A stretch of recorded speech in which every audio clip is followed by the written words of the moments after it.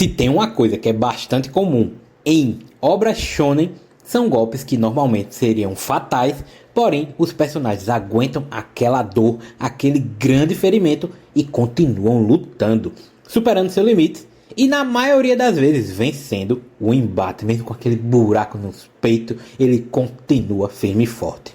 E com One Piece não é diferente. Se pegarmos o Zoro, por exemplo, o cara perde tanto sangue quanto tem no corpo e tá vivão, continua seguindo os mares junto com o Luffy e o bando.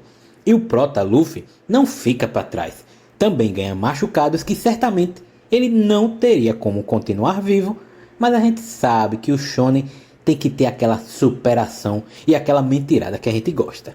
Fala galera, bem-vindo ao canal do Punk Safadão. No vídeo de hoje eu vou falar sobre até onde o Luffy iria se não fosse o roteiro o salvando da morte.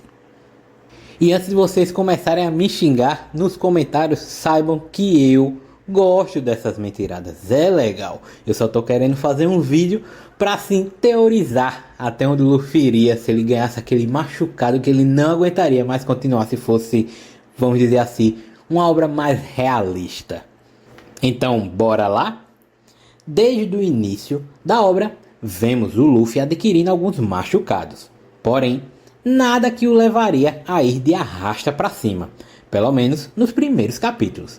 Seja na sua luta contra o Palhaço Bug, contra o Kuro, contra o Don Krieg. Aqui ele se machucou bastante dessas lutas que eu falei. Ou contra o Arlong. Ele pode não ter saído ileso, mas cuidando dos ferimentos, ele facilmente voltaria à ativa e estaria pronto para mais e mais rounds de luta. Mas não é sobre esses ferimentos que eu quero falar, e sim sobre uma luta no arco de Alabasta que não teria como o Luffy voltar. E a história teria acabado por ali.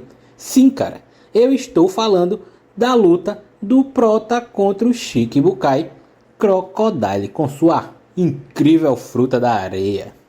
No primeiro confronto, o protagonista Luffy já recebe um grande golpe com um gancho no braço do Crocodile que o perfura. Cara, é uma cena linda, ele perfura e fica ali segurando o Luffy como se o Luffy não pesasse nada. Mas realmente, para ele, o Luffy não pesa nada. O Luffy deve ter o que? Uns 60 quilos.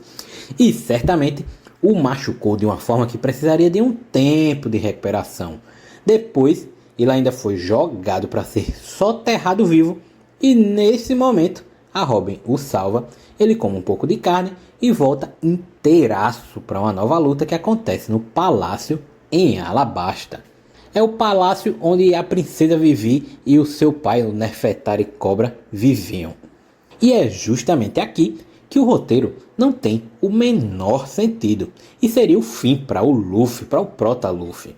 Porque ele tem toda a água do seu corpo drenada com a habilidade de Akuma no Mi do Crocodile.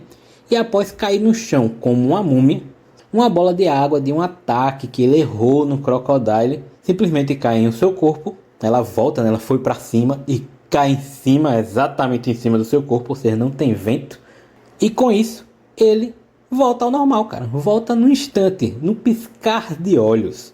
O que faz menos sentido ainda, porque ele só tava pele e osso. Ele foi drenado, cara. Essa habilidade do Crocodile de drenar a água de tudo é muito absurda.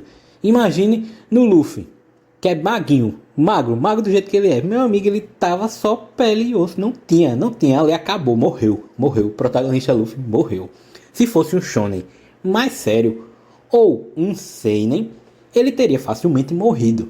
E como um protagonista geralmente não pode morrer, quem levaria esse golpe mortal seria outro personagem que daria aquela motivação ao Luffy para ganhar esse próximo embate. Certamente poderia ser o Rei Cobra. O Rei Cobra levaria esse golpe que sugaria toda a água do seu corpo.